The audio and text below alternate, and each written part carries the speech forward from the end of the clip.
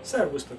Történt egy szép nyári napon, ez az ma, hogy odakint nem volt sokkal melegebb, mint -15 fok, esett a hó, április 15-e van, nagy vihar közeled felénk, de ettől függetlenül úgy gondoltam, hogy elég sok videófelvételünk van ahhoz, hogy össze tudjak rakni egy kis összefoglalót erről az elmúlt közel 8 évről, amit itt eltöltöttünk Amerikában. Mindenről biztosan nem fogok tudni küldeni információt, de azért próbálok nyaralások erről-arról, ami éppen belefér ebbe a gyakorlatilag 2 óra szerintem lesz ez a lemez.